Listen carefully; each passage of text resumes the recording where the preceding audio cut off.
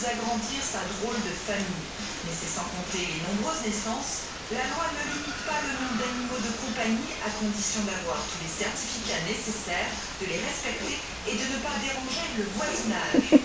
Des voisins pas toujours très heureux de voir emménager des nacres près de chez eux.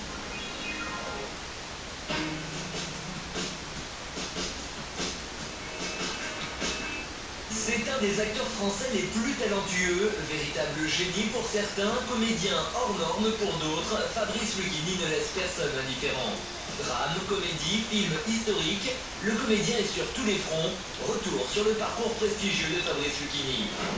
C'est le 1er novembre 1951 que Fabrice Lucchini, ou plutôt Robert de son vrai nom, voit le jour à Paris.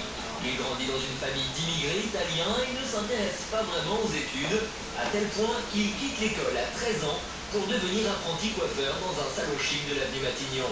Une expérience dont il a gardé de très bons souvenirs. J'ai pris la mèche et j'ai commencé à chauffer. Je mettais tous ses cheveux en avant, ce qui fait qu'elle était hyper heureuse. Je me disais, ah, mais quand vous faites un brushing, ils sont lourds. Montrez-moi la glace derrière. Et elle me disait, là, je remettais tout derrière.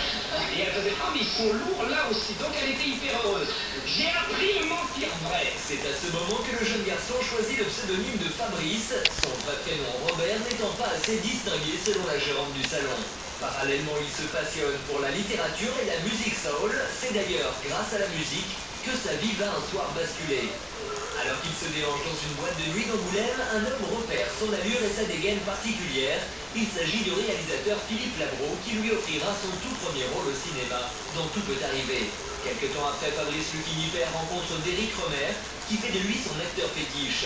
C'est à cette époque qu'un des plus grands agents s'interroge sur l'avenir du comédien. Ça vous est pas un mec qui vous dit, qu'est-ce qu'on va faire de toi?